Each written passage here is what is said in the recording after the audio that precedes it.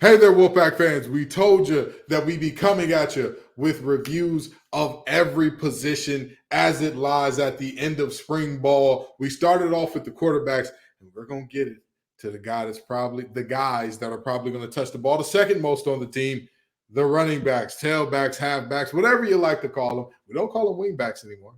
We're a little beyond that point in football, but we're going to talk some of those, and we're going to talk a big-time, how should we say, recommitment, if you will, to NC State. Grayson, you ready to get into it? I'm ready. Let's run the rock. All right. Hey, this is going to be a hard-nosed downhill episode. And you know what? Maybe we got some recommitments that are also talking a tough, no-nonsense brand of their sport as well. Stick around for all that and more on today's episode of Locked On Wolfpack. You are Locked On NC State, your daily podcast on the NC State Wolfpack, part of the Locked On Podcast Network, your team every day.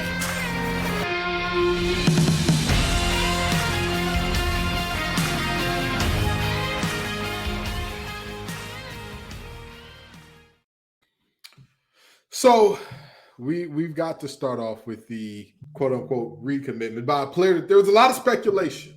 Should he stay or should he go? Is he going to be in the portal? Is he going to be at NC State? Why didn't he play last year? All that good stuff. And we're talking none other than the only 7-footer on the roster, Mr. Isaiah Miranda. But Corey Smith of Pack Pride got an exclusive interview with him in which Isaiah Miranda stated that he's not only that he's coming back to NC State, but also that they're, let Wolfpack Nation know they've got something special coming next year. Folks, he's all in. He's all in for the Pack, and this is great news. This is news that I think everybody is extremely excited to hear. And that plus him putting on some muscle, boy, I'll tell you what, sounds like a good time in Raleigh. What does this mean to you and this basketball team, Grayson? It means we can breathe a sigh of relief, I would say. I think it's very NC State to have very good things happen to you in the portal additions we've had this week with MJ Rice and DJ Horn, and then to sort of expect, well, is this going to come at a cost? And then all of a sudden on Twitter today, on Thursday afternoon, I started seeing some whispers about, are we going to lose one of our big men that we don't want to be losing at this portion of the year? But I'm very thankful for Corey Smith and him getting this out on the airways. He was able to, get an interview with Isaiah Miranda, and he was very blatant about saying, guys, I'm here. Please don't worry. I'm here. I'm 100% committed to NC State. So that speaks to the recommitment, I would suppose. He didn't have to come out and say this, but I think more than just a few of us, we feel a lot better about the situation going on with Isaiah. Because, outside of MJ Rice, and we just spoke about this before we jumped on here, I think I'm probably the most excited to see what Isaiah Miranda can do. And there was a lot of buzz about him when he joined the team. Kind of the midway point of the year is like mid to late December. And we were told that he could be eligible immediately because he was a late addition to the team based on his kind of unusual eligibility situation. And so we kind of sat around and said, okay, great. We have a highly touted, 7-foot center that's mysteriously available now. All right, well, let's get him in there and see what he can do. And then Keith promptly told us, well, hold your horses. He's not quite up to college ball conditioning yet. We're going to get him there, but we just don't know when you'll see him on the court. And then the rest of the season proceeded to play out, and we never saw him on the court outside of him throwing down windmills in the layup lines before the game every so often. So we didn't get to see exactly what he can do, but to get this recommitment from him on such a humongous week of other commitments from the portal. Are we stacked next year? We might be stacked next year. And to talk about whether or not he was ready, I'm going to read off the weights of every big on the team except for Isaiah Miranda, and then I'll read his off last, okay? So you got Dusan Mahorcic, 235. You've got Ebenezer Dewana, 225. You've got DJ Burns, 275. Heck, I'd even throw Greg Gant in there at 210. Now, mind you, the tallest of these players is Dusan Mahorcic at 6'10". Other than that, I'm sorry, Ernest Ross, 6'9", 195. So those are the heights of, or I'm sorry, those are the weights of all of our bigs, right? But then you take a deeper look and you say, okay, Isaiah Miranda is 205, which means he's heavier than Ernest Ross by 10 pounds. He's also got 5 inches on him. Like he was a very thin, wispy guy. Let's just be honest with ourselves. And a large part of that conditioning, I don't think was so much solely cardiovascular as it was also muscular endurance. Can your body withstand the banging that's required in the post for, I mean, obviously you're not going to play the full 40 minutes, but can it withstand that for 10, 15 minutes of high level of play? I don't know.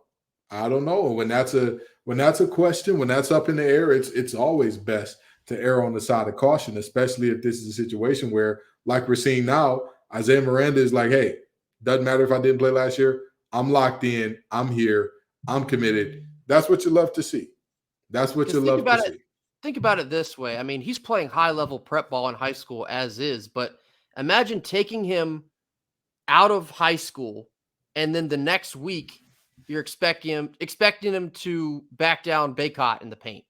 That's such a tall ask of a 17, 18-year-old, regardless of how tall and talented he is. So was I surprised to see him not thrown in the mix right away? No.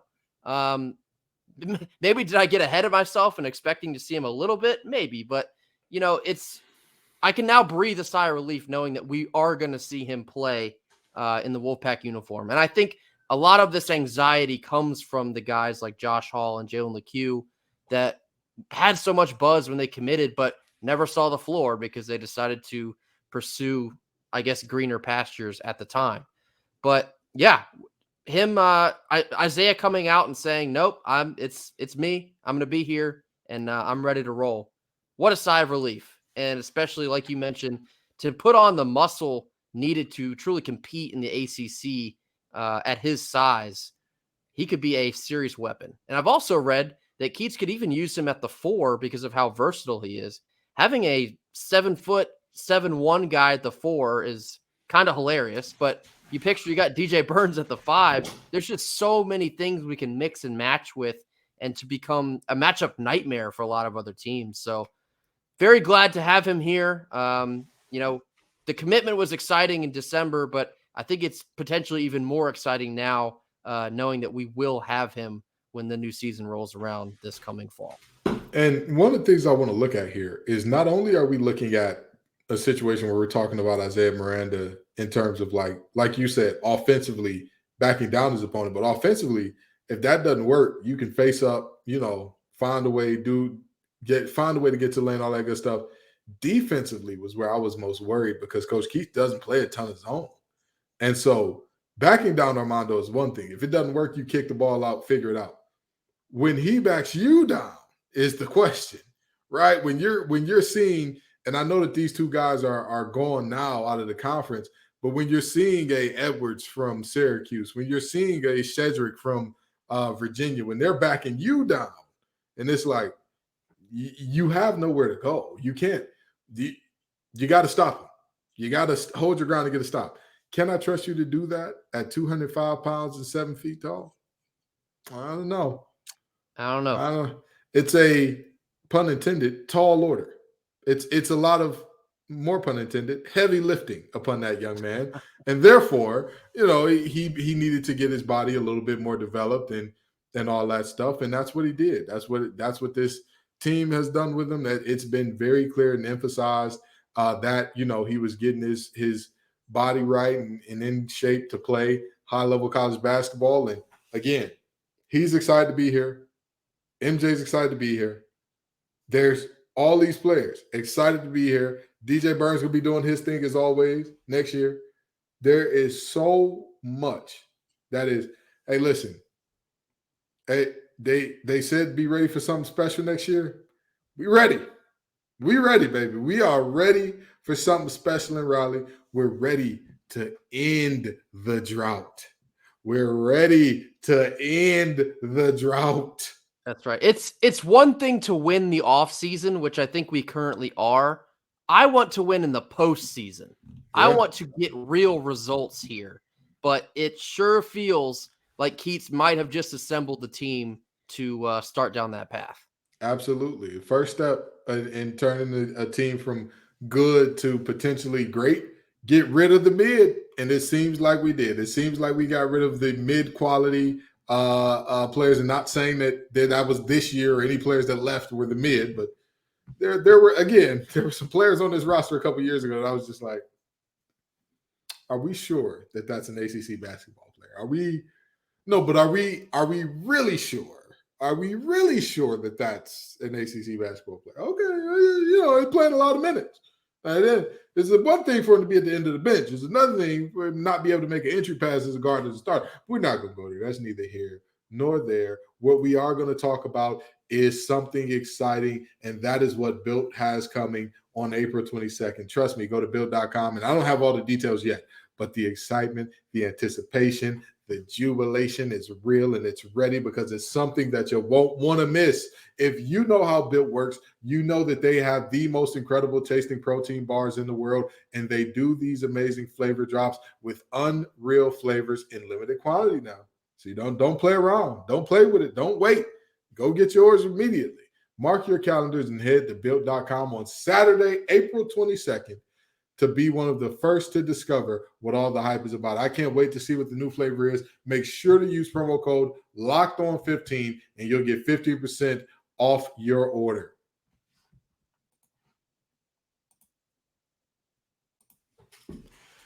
So, Grayson, we talked about, we've talked about the big in basketball, but now we've got to get to that football field. We've got to get to that gridiron where, honestly, although I believe Jordan Houston was the starter in the spring game, if I'm correct here, I wouldn't be surprised to see a little bit of shuffling come next fall. What say you?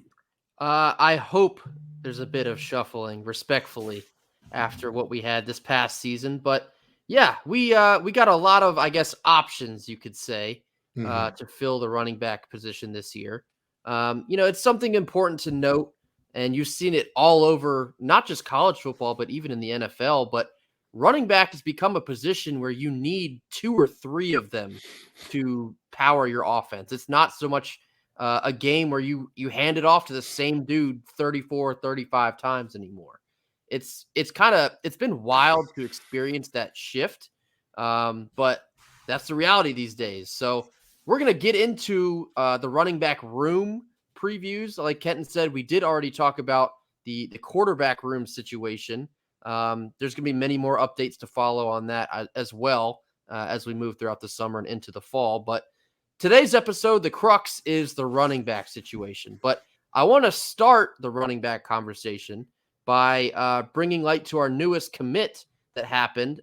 It was kind of I don't want to call it a news dump, but committing on the same day that MJ Rice joins the basketball program, not easy to, make the headlines, I guess you could say. But here, as you can see on YouTube, our watchers here, Jaden Scott is a 3-star running back out of Atlanta, Georgia.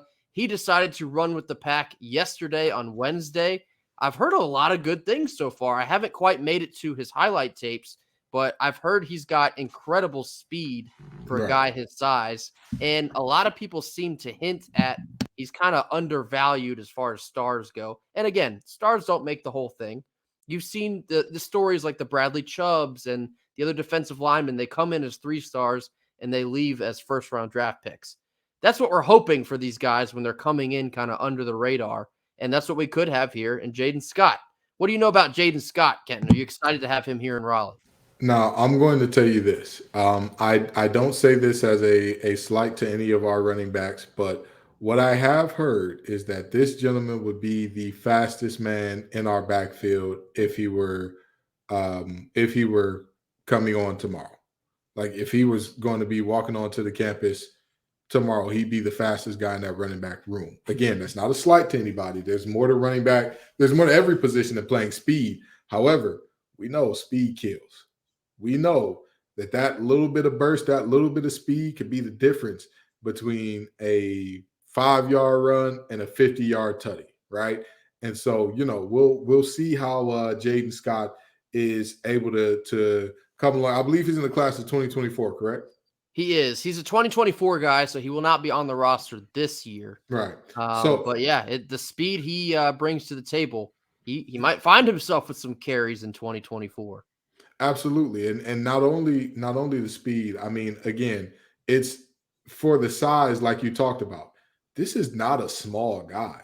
Like, this is not, he's listed at 5'10", 200 pounds. Now, I don't know if y'all know this, but generally when you come to college, you get bigger and stronger. You get more muscular. You get more tone. You get all of those things. Now, imagine a guy that is already said to be, hey, this would be our fastest guy if he joined up tomorrow. And I don't know, let's say 5'10", 210, 205, built like a Greek god and ready to burst through any hole that pops up and go take it the distance. He has the potential to be an impact player here. This is Jaden Scott pre-Coach Thunder. Exactly. This is pre-Thunder Jaden Scott. So, we'll see. We'll see what Coach Thunder can make out of this young man. But I'll tell you this. A lot of people say, NC State is known for molding players. And you're coming in with a pretty good chunk of clay here. Okay? You're coming in with a pretty refined piece right there. So we'll see how this thing works out. But we'll, of course, congratulations on committing to the pack, Mr. Scott. We'll be backing you all the way. Absolutely. So without further ado, let's get into our running back discussion here. We're going to start with our first highlight here of Jordan Houston. He was our running back 1, I guess, arguably, but he did get the bulk of the carries in 2022. Right. And I don't know. I'm still not sure what to make of Jordan Houston. And he's a senior this year. And I don't know. It's a little concerning to still have those withdrawals, I guess. But he did play in 12 of 13 games last year, ran the ball 136 times for 544 yards. But what sticks out to me, 0 rush touchdowns. Mm-hmm. I've said this a couple times. It is still astounding every single time I say it. 0 rush touchdowns. And again, that doesn't fall squarely on his shoulders. There's a lot of discussion, obviously, with the offensive scheme and what we had at the time with Tim Beck. Adios. We're bringing in a new offensive coordinator in Robert Anae. He has a 1,000-yard rusher under his belt / resume he had up in Syracuse with Sean Tucker. So we're hoping with Coach Anae's fingerprints on the playbook, maybe Jordan Houston can get, I don't know, more effective use perhaps. But Jordan Houston, at the end of the day, for me, I don't know if you can consider to still roll him out at running back 1. I think there's a lot of different kind of use you can get out of him still from the backfield. Maybe even punt return with Thayer Thomas moving on. But I don't know if I see it with Jordan Houston. In the words of the great Bill Parcells, the best ability is availability. Sure. And he was our most available back by a lot last year. You know what I mean? It wasn't even close. Like Demi Sumo, when he was on the field, he was a difference maker. We'll talk about him in a second. Michael Allen, same thing. Although I don't think Michael Allen was hurt. It was more so I think they were trying to potentially redshirt or not use him if necessary. It was a break glass in case of emergency situation. And unfortunately, we had to break the glass, but he looked phenomenal in the time that he had. But with that being said, let's talk about what Jordan Houston does well, right? Again, the durability and availability. It's there in spades, right? And that's what helps you become running back number 1. The consistency. You know who and what he is. You don't have ups and downs to where you're like, you have games where he's like, oh man, he's flashing as a superstar. And the next game, you're just like, why is he out there? That's a good thing and a bad thing a little bit, right? But it's in this sense, we're talking about it as a positive in that you know what you're going to get out of him every time. And then, like you said, the utility. I think that he has more utility, much more utility than perhaps a Demi Sumo. Maybe not so much a Michael Allen, but much more utility in terms of out of the backfield as a pass catcher. I think he's the best pass catcher out of the three out of the backfield. But, with that being said, I mean, I'm not against you saying that he doesn't need to be running back number one. He kind of lacks that decisiveness in hitting the hole. He kind of isn't super explosive when he hits the hole. I mean, and again, like you said, just like you said about Jaden Scott, this is he's in the program another year. He's getting bigger, stronger, faster. I mean, these things could improve, right? There are plenty of runs where he was one broken tackle away because his vision is there. That's another thing he does well. He sees the holes well. It's just he doesn't see it, hit it, explode, and it's like, man, all right, he's rolling. It's like you can see the wheels turning in his head a little bit at times where it's like, okay, he sees the hole. Okay, now he's getting into the hole. All right, 3-yard gain. Good. We'll live with that. So, yeah, I mean, there's still going to be a lot of discourse surrounding Jordan Houston moving forward, but absolutely. And let me say one more thing about Jordan Houston. There were people saying that why is he still out there and he's not good at football and all that. Again, availability. He was there, period. He was available, period. For all the love that we're about to heap on these next guys that we talk about, again, nobody played in as many games as Mr. Houston last year. Nobody had as many touches and carries as Mr. Houston last year. Now, sure, you can make the argument of, well, he didn't do as much with him as everybody else. Sure, whatever. But at the end of the day, this young man showed up and showed out. So let's always put some respect on his name now. Next on the list, and this is, I think, the most intriguing of the bunch, Demi Sumo, affectionately known as Sharko or Slimy Shark. He really broke onto the scene in game 1 last year in the ECU game. He had multiple runs of, felt like a million broken tackles. But this guy kind of burst onto the scene, and he was on the practice squad for quite some time. And you kept hearing more and more buzz in the offseason leading up into this last year. But he's got it. He's got the strength to break a ton of tackles. He's got the speed when he gets out in the open. He's extremely shifty, which speaks to his nickname, Slimy Shark.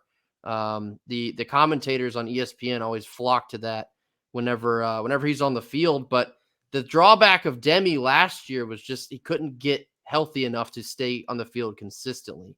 And that is why you saw a lot more use for Jordan Houston, because there was a situation where Demi kind of elevated into the running back one, but then injuries set in and it's like, well, all right, Jordan's back in. But I think Demi maybe has the highest ceiling of our running back room. But again, it's just, if you can't stay healthy, then you can't really help us a whole lot. So what's your take on Demi Sumo? This man is a human battering ram. He reminds me a lot of, if you watch Jerome Bettis when he played for the LA Rams. Yes, they used to be the LA Rams. But anyway, if you watch it, wait, they're the LA Rams again. Wow, how times come back around. Anyway, if you watch Demi Sumo play, you're right. He does have that elusiveness that you don't expect out of a guy his size. But there's also this, like you said, that he plays with that reckless abandon. He plays with that sense of like, hey, I'm going to run every single time like this could be my last carry, which I'm not saying this is a bad thing. I'm not saying, hey, you need to stop doing that, never do it again. But that's a style that's punishing on the body. Like there's objectively no way around it. He's listed at 6 feet, 205. I think that he might have been just finishing up a few mile run that day, because there is no way under God's green earth this man is only 205 pounds. But again, powerful, great balance, absolutely phenomenal balance. And like you said, it takes a unit to bring him down. You are not bringing him down with an arm. You're not bringing him down on first contact. You're not bringing him down with one player. You bring the cavalry, or Mr. Sumo-Karngbaye is going to keep on running. The play I think that comes to mind for a lot of NC State fans when talking about Demi Sumo was in that first game against ECU, where he was met at like the 5-yard line, and it took probably 9 or 10 ECU defenders to bring him down around the 15. That's how incredible his balance and strength was on even one leg.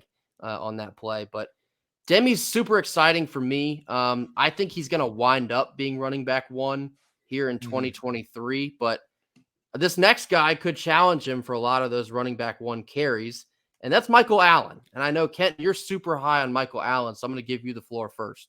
Oh, I'm a big Michael Allen guy. Now, you said that Demi has the highest. You believe that Demi has the highest ceiling of him? I think it's Michael. I think it's Michael because, like we just talked about with Jaden, speed kills. And that's one thing that you can't coach. You can't coach. But also, the thing that is so intriguing about Michael Allen is I think the biggest drawback that we got last year is it was just such a small sample size. You know what I'm saying? You ever been in Sam's Club or Costco and, they giving out the little samples or whatever, and they got something on that spoon that's just delicious? And you just want to sit there and just keep on, well, wait a minute now. I got my munch license now. Let me go ahead and pass me some more of that. That's how I felt watching this young man play, right? He is, and again, this is not a knock on Jordan Houston, but a lot of things that I said, like, hey, Jordan Houston doesn't have, he's the exact inverse. He is when I talk about a lacking of burst a little bit, Michael Allen has the exact opposite. When he sees a hole, he's going, and he's going at 100 miles per hour. The only problem is he doesn't have exactly the same vision as Jordan Houston. So he might not always pick the right hole, but wherever he's running, darn it, he going to run. He's going to give everything he has there. And he's another guy. It's like he's a hybrid between Jordan Houston and Demi Sumo because he's got the contact balance. He can kind of bounce off people. He's a shorter guy, low center of gravity. Cool. But with that being said, and he's built like a bowling ball of butcher knives. It's just he's going to bounce off you, and he can outrun you, and he can do a little bit of catching out the backfield. It's like, again, he does a lot of things like better than both of the guys we just mentioned before, but the things that they specialize in, he's not quite there yet to be what they are in those regards. However, with another year in the program, another year in the strength and conditioning program, another year of seeing college football and having the experience of seeing college football live real time, I think he could be special. I think he could do something really, really crazy. And I'm talking his ceiling to me is being in consideration for ACC Offensive Player of the Year. We could certainly use some of that. No, I agree with a lot of what you're saying about Michael Allen here.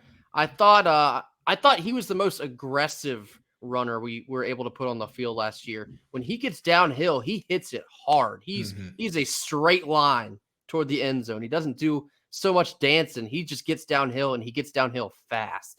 And I do remember, I think the bowl game against Maryland, I'm going to hold this opinion until we see more from this year. He was going to take over that game, I feel like, but he ended up getting knocked out. I think it was with a concussion, but I saw a lot just from the small sample size that he could be a extremely powerful running back if given more opportunity, more experience. And like you mentioned, I think the vision will come too with added experience. But yeah, there's going to be a lot of opportunity this year, I think, for Michael Allen. And I want to tie back in the new offensive coordinator and Coach Anae. I think he gets a lot out of the personnel he has handed to him. And he's going to maximize guys like Michael Allen. He's going to find ways to get him into open space and then let him take it from there. And it's not just Michael Allen, but other guys like Demi Sumo and even Jordan Houston as well. But I think Michael Allen is going to flourish under Coach Anae here. So certainly a lot to be excited about Michael Allen. And I'll tell you this much. In his time at Virginia, Coach Anae was never shy about using using wide receivers in the backfield as running backs. And to that extent, I know that he's not listed today because we're going to get to him on the receiver day. Mr. Julian Gray could have a massive impact. Could have a massive impact in that same vein of, again, Robert Anae does not try to fit square pegs in the round holes. He takes his blocks and his pieces and he says, okay, where do y'all fit best and how do y'all fit best? He was the coach for both Sean Tucker's best years in running the ball at Syracuse and with Brennan Armstrong's best years throwing the ball at Virginia. Ladies, gentlemen, gangsters, pimps, mamas, daddies, stunners, shiners, I'm telling you, this man knows what he's doing. And when I look at the talent that he has to work with in this type of backfield, there can be some special things that happen there. Okay? Absolutely. By the way, if you ain't familiar with the big timers, look them up, okay? You'll understand that reference a little better. But long story short, this is a really good group of backs, and I want to say that we got one more that we believe will play a little bit next year. That a little bit unproven, but we'll see as well. Can we slide over them? Yeah, last guy here. We're gonna throw him in before we wrap this up. But freshman Kendrick Raphael, he was a decommit from Iowa, and he generated a lot of buzz when he picked NC State this past. I think it was like late fall, early winter. But extremely talented guy to keep an eye out for because he could find himself with maybe an influx of carries here this year. If he does end up playing, I think it will be a bit sparingly because I think he's going to be the break in case of emergency guy here in 2023. But if he puts it all together in a short amount of time, I think he could be almost a clone of Michael Allen. He's a shifty runner. He has great vision. The reports are on him out of high school. And a lot of guys have mentioned in their write-ups on him that when he hits the crease, he could disappear in a hurry. He's a home run hitter when you give him just a little bit of space. I've seen the only drawbacks to Kendrick Raphael is he just needs to get more physical. And of course, that'll come. He's just a freshman. You get him in the Coach Thunder program, and he'll start to fill out quite quickly. But he's another name to keep an eye on. I certainly love him because of how cool his name is. I mentioned that before when he committed. He sounds like another Ninja Turtle with the name like that. But I think in the distant future, he could be the big time running back at NC State. Could be MJ Morris at quarterback down the road, or whoever else is down the road. I think Kendrick Raphael is going to be a big name for years to come. Yeah, and he's another one of those guys that, again, the straight line speed is not disputable at all. He also has some wiggle to him, but again, it's the adjustment of adjusting to college football, right? I will say this, generally speaking, running back is always mentioned as one of the easiest positions to transition to the next level in. So we'll see if he can kind of fit that mold and make it hard on these guys and say, hey, I know you got 3 running backs, but you got 4 now. But yeah, he's got wheels. He can absolutely fly. And his comparison on 24/7 Sports was Jaquez Moore of Duke. Now, if you aren't familiar with Jaquez Moore, the young man was an uber explosive Swiss Army knife for Duke, averaging 6 yards per carry. And because, again, he's much in that same vein of, I'm going to tell you this. Last year, NC State's longest rush of the year by a running back, I want to say it was 36 yards? It was less than impressive. I believe it was 36 from Michael Allen, yes. I expect that number to go up if Kendrick Raphael is seeing big minutes or a lot of carries, rather. Absolutely. All right. Well, I guess that's a pretty solid wrap on the running back room here. Absolutely. And I'm going to tell you this again, with Coach Anae and how he has used his players in the past, I can be nothing less than excited. You know what I mean? And this is, and although y'all know how I feel about Beck, I have made no bones about that, right? I've made no bones about it. You know, there's never been any secret about how I feel about Coach Tim Beck. I'm telling you right now, with the talent that is in this running back room, you know, I know that some people would hear this and think, oh, that's, you know, pretty much any running back room has all the things that you just mentioned. Not really. Not really. Not every running back room has a balance of such a, you know, if we were talking the food pyramid, this is a steady balanced diet. You got some of everything in here. You got guys who can come in and be your third down back, catching in special situations. You got guys who can be your big bruiser, who can get you that 3 yards in a cloud of dust when you need it. You got your home run threats that you're like, hey, we're going to throw him a swing pass and see what happens, because he's the type of guy that, you know, if he's even, he's leaving. If we throw the right blocks for him, it's Katie Dids at the doorstep. We're going to be looking at the back of his jersey and striking up the band. So, you know, this is, again, a very balanced running back room that I'm looking at and saying, hey, there's something here. There's something special definitely cooking here. So we'll see how this plays out next season. And I'm going to tell you, the running back is dependent on the offensive line and how they do. We'll get to them on a later episode. But this running back group, if our offensive line can do something well, they can be special. Absolutely. A lot to be excited about on the horizon with the guys running the rock. Absolutely. Absolutely. Well, thank y'all so very much for coming out. We appreciate you every single time, Wolfpack Nation. We are grateful to see so many great things coming into the Wolfpack right now. We're winning the offseason. But next year, when these, you know, when the whistles start going off, the balls are kicked off or thrown up for a tip-off, we'll see if we can break some curses and win in the regular season and the postseason next year. Thank y'all so very much for coming out. Y'all make the show what it is. Peace and love, y'all. And as always, go Pack. Go Pack. You are Locked On NC State, your daily podcast on the NC State Wolfpack, part of the Locked On Podcast Network, your team every day.